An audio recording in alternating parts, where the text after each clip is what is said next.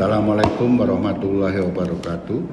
Salam sehat dan salam sejahtera bagi kita semuanya.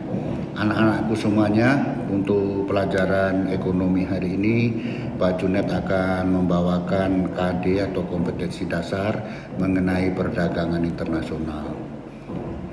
Apa sih sebenarnya perdagangan internasional itu? Perdagangan internasional itu adalah perdagangan yang dilakukan oleh dua negara atau lebih, khususnya dalam hal-hal perekonomian. Nah, sekarang perdagangan internasional itu pasti tentu mempunyai manfaat. Apa sih manfaat perdagangan internasional? Manfaat perdagangan internasional adalah yang pertama adalah memperoleh barang yang tidak bisa diproduksi oleh negara itu sendiri. Yang kedua, memperluas pasar bagi produk dalam negeri. Yang ketiga, mengimpor teknologi modern. Dan yang keempat, memperoleh manfaat dari adanya spesialisasi. Itu adalah manfaat perdagangan internasional. Jadi manfaat perdagangan internasional itu ada 4. Selanjutnya, apakah sih faktor-faktor pendorong dan penghambat perdagangan internasional?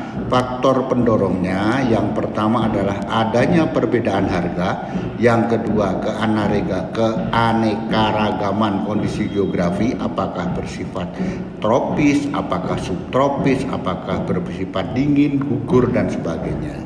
Yang ketiga adalah penghematan biaya. Biasanya penghematan biaya ini sangat-sangat dipertimbangkan oleh suatu negara. Daripada membuat sendiri lebih mahal, lebih baik kita mengimpor dari negara lain. Yang selanjutnya, yang keempat adalah perbedaan selera. Nah, perbedaan selera ini sendiri di setiap negara itu berbeda-beda dan tergantung oleh tingkat kemakmuran negara tersebut. Yang kelima, dan faktor lainnya adalah tidak semua negara dapat memproduksi sendiri barang yang diperlukan. Perbedaan sumber daya alam dan faktor produksi serta adanya persaingan antar penguasa atau bangsa. Nah, sekarang yang selanjutnya adalah faktor penghambatnya.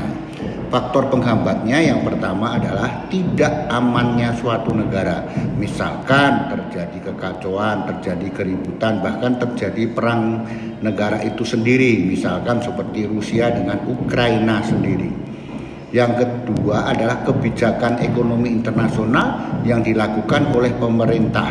Misalkan dengan kebijakan ekonominya tentang masalah inflasi, masalah deflasi, masalah devaluasi dan sebagainya.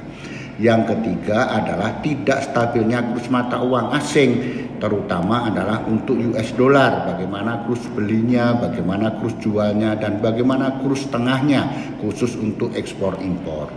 Yang selanjutnya, yang keempat adalah pembayaran antar negara sulit dan risikonya besar.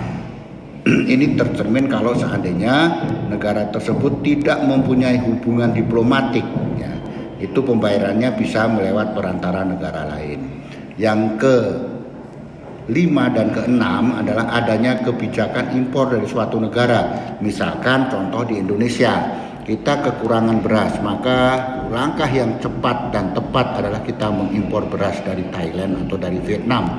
Yang ketujuh adalah kualitas sumber daya yang rendah. Misalkan seperti di negara-negara Afrika, kualitas negaranya, tingkat SDM-nya, sumber dayanya adalah rendah sekali, tidak ada berpendidikan, maka lebih baik ini mengimpor barang dari negara lain.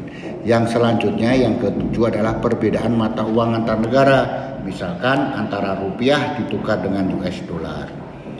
Nah, teori-teori perdagangan internasional yang terakhir. Teori perdagangan internasional itu meliputi yang pertama adalah keunggulan mutlak atau absolut, atau sering disebut dalam bahasa Inggrisnya adalah absolute advantage.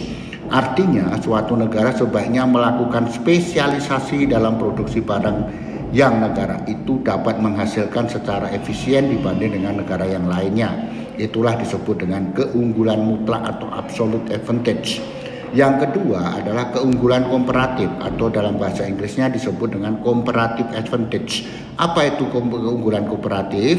Yaitu meskipun suatu negara tidak memiliki keunggulan mutlak terhadap dua macam barang, namun dia tetap melakukan perdagangan dengan negara lain karena ia memiliki keunggulan komparatif.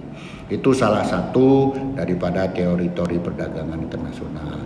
Itulah sekelumit video yang bisa membantu anak-anakku semuanya untuk belajar tentang perdagangan internasional.